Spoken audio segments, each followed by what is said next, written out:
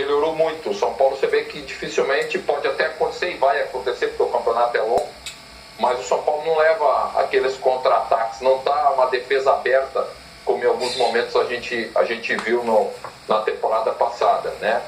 Tem essa consistência. Outro ponto importante é um time que, quando tem a bola, tem uma saída mais rápida. A bola chega ao ataque, mesmo com dificuldade, e isso aconteceu no primeiro tempo, mas com mais velocidade, mais rapidez. A utilização da largura do jogo, do Reinaldo, de um lado, do lado esquerdo, do Igor Vinícius, do outro lado, com liberdade, no primeiro tempo com o Rojas, né, depois com o Luciano e com o Éder, também isso é uma característica, né, importante. Esse time vertical. E outro ponto que eu vejo com importância é um time que se aproxima, mas não está agrupado num espaço só, né? A bola começa de um lado, ela rapidamente gira para a jogada do lado direito com velocidade. Isso dificulta o adversário, no caso ontem o Bragantino, né? E com relação ao Bragantino, acho que jogou muito pouco por aquilo que pode jogar, né? O ataque do Bragantino teve um poderio muito pequeno, mérito para o São Paulo, mas acho que o Bragantino respeitou muito o São Paulo e jogou muito pouco. Jogadores que têm capacidade e qualidade atuaram abaixo do que podem atuar. Consequentemente, o Bragantino não fez um bom jogo e acabou sendo derrotado pelo São Paulo. Sim. Gabi? Lédio? Eu concordo sobre o Bragantino com o Ricardinho. Eu esperava mais do Bragantino também. Mas, enfim, início de temporada, alguns jogadores talvez ainda não estejam no apogeu, como o Claudinho, e dá para esperar muito mais. O São Paulo já, são 16 gols em 6 jogos, só tomou 4, o que ilustra bem o comentário do Ricardinho. Eu estava conversando com o Arnaldo Ribeiro antes do jogo, nosso amigo, companheiro de bancada, provavelmente vai estar no programa amanhã, normalmente ele faz às quartas, eu não conversei com ele sobre isso. E ele falou que, eu estava falando, tem alguma variação, e aí ele lembrou que conta no início do campeonato, Nori pode lembrar, no início do campeonato, contra times mais fracos, o Crespo não pôs o Luan no jogo e botou o Daniel como primeiro volante. E aí abre uma vaga, o Rodrigo Nestor abre uma vaga na frente para o Sara, que ontem estava machucado, mas que hoje é reserva, teoricamente é reserva, ou para o Igor Gomes, o que aumentaria o poder de fogo do time. Então, em determinados jogos... também, né? Ainda tem o Benítez, mas sinceramente eu acho que o Benítez, até a segunda ordem, acho que vai ser reserva. Talvez jogue amanhã contra o Guarani. Até com uma questão física que é latente nele, mas é bom jogador. Mas entra nesse bolo aí, com Daniel, Rodrigo Nestor e um desses 3 jogadores, Sara, Benítez e Igor Gomes, bem lembrado pelo Lourinho. Então tem essa variação. Agora, acho que ele vai escolher o jogo para fazer isso, que ele vai poder expor um pouco mais a defesa e deixar o time mais solto. E a média de gols é boa, né? 16 gols em 6 jogos é bem interessante. E leva pouco. Isso, Lédio, é uma coisa interessante no trabalho do Crespo, né? Que se a gente for avaliar o Crespo como treinador, ele é um treinador com muito mais característica europeia do que argentina, né? Ele está muito mais italiano do que argentino.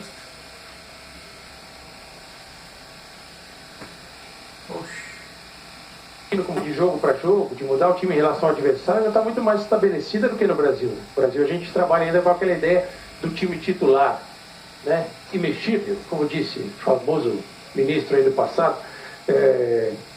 E a gente não pode alterar, tem que ter um time do 1 ao 11, tem que ter na cabeça de todo mundo. E me parece que há construções diferentes, né? O São Paulo, o Rodrigo Nestor é uma aposta dele, e é uma aposta do São Paulo já há muito tempo. E fica um time diferente com o Rodrigo Nestor.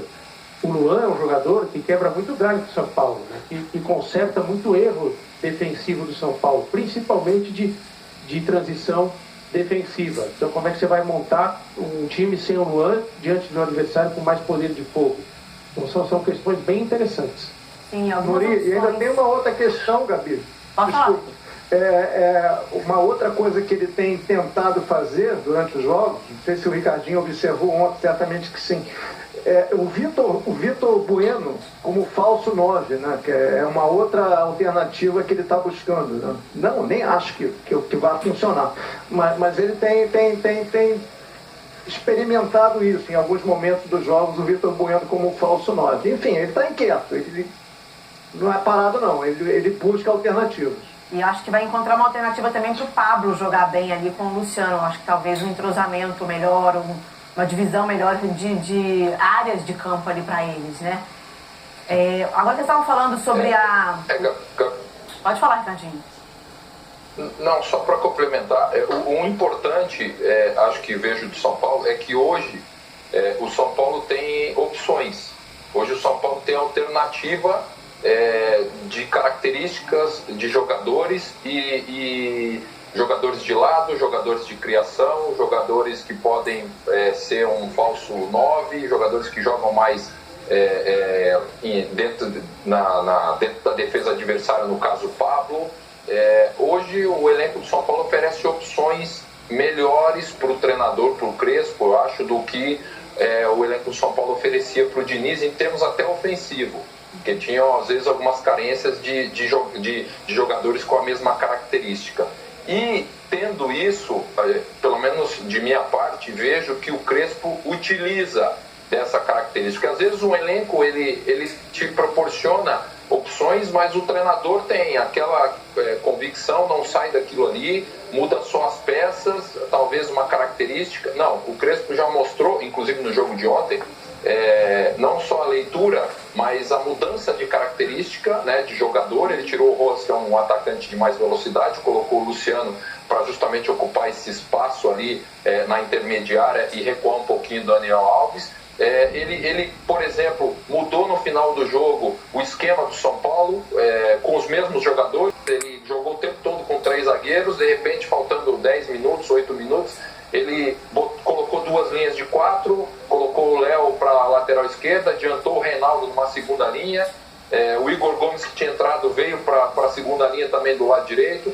Então, essa variação de esquema com a característica de jogadores, eu acho que é importante para o São Paulo. E o Crespo está sabendo utilizar isso nesse início de trabalho. Acho importante essa situação também para o São Paulo. Sim, quebra-cabeça com muitas opções, basta ter as escolhas corretas, o que nem sempre é fácil, né? Agora, o Crespo vai ter chance também de mostrar isso dia sim, dia não. Que a maratona que a gente está vendo ali, 100%, o time enfrentando essa maratona, veja como é que está o calendário. São Paulo acabou de jogar, né? No final de semana, 5-1 do São Caetano, no sábado. Aí ontem, contra o Bragantino. Hoje é dia não. Amanhã é dia sim. São Paulo e Guarani. Quinta-feira é dia não. Na sexta-feira é dia sim.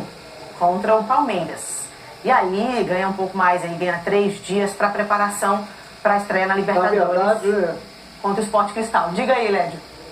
Acho que amanhã contra o Guarani é o dia não. Contra o Palmeiras é o dia sim, e aí ele vai descansar o time para outro dia sim, que é o Sporting Cristal. Acho que amanhã contra o Guarani, eu até vou trabalhar nesse jogo, o Nori também, né? Ele vai vir com Miranda, vai vir com Benítez, ele vai experimentar amanhã e vai colocar alguns. Dia de estreias? Não, o Benítez já estreou. Mas o Miranda? Jogou sábado. Miranda estreia. Pode colocar o Éder desde o início, né? Desde o início, porque ele vai privilegiar o jogo contra o Palmeiras na sexta, aí depois Libertadores fora de casa, né, em Lima. Então, esse jogo amanhã vai ser um jogo mais de laboratório para ele, mais um, importante também. A gente tem aí a minutagem dos jogadores, né, que atuaram no São Caetano e depois ontem contra o Bragantino. 180 a maior parte, tá vendo? A defesa toda, 180 minutos. O meio ali você teve saídas durante o jogo, o Daniel Alves com 180, ou seja, o jogo inteiro, os 2 últimos, o Rojas que saiu depois para a entrada do Luciano e o Pablo ali com 128 minutos. Então, o número 180 aí provavelmente vai descansar na quarta-feira. Vai. Certamente. Não sei se todo, né, mas pelo menos algum outro que a carga de GPS aí do Departamento de Fisiologia indicar, né? A gente tem a classificação do Campeonato Paulista, atualizando aí as rodadas que foram canceladas por conta da Covid, o grupo do São Paulo. São Paulo em primeiro, líder. A Ferroviária que enfrenta o Corinthians hoje, com 2 jogos a menos, sai 4 jogos. A Ponte também com 2 jogos a menos. E o São Bento com 1 jogo a menos ali. É o lanterna. O grupo do Bragantino é o C, é o líder, o time de Maurício Barbieri. Tem 3 pontos a mais, mas 2 jogos a mais do que o Palmeiras, que está com 8 e 4 jogos. O Ituano também 4 jogos em terceiro. E o Novo Horizontino é o lanterna, também faltando 2 jogos ali no Campeonato Paulista. Só para encerrar o assunto de São Paulo, contra o Sporting Cristal, a informação do Martim Fernandes, mais cedo na redação, é de que o Peru está fechado para receber delegações de fora do país. Então eles estão tentando se mobilizar, os times peruanos estão tentando se mobilizar para uma alteração de exceção para o futebol. Então o assunto promete. Mas a Conmebol não transformou Assunção na capital... A Brasília do futebol sul-americano, né? A Brasília do... Mas seria uma coisa meio já meio oficial. Quando não tiver um problema, o jogo é em Assunção. Como aconteceu com o Grêmio, né? Como aconteceu com o Grêmio. Mas os times não querem sair. Agora estava no Paraguai. Mas para os times do Peru, eles preferem jogar lá, né? Nas suas condições e tal. Nem todo... combinar com a Conmebol. Vai. Nem todo mundo vai ser independente Del Valle, né? Que aceitou e... enfim. Agora falando de Corinthians. Corinthians enfrenta a Ferroviária.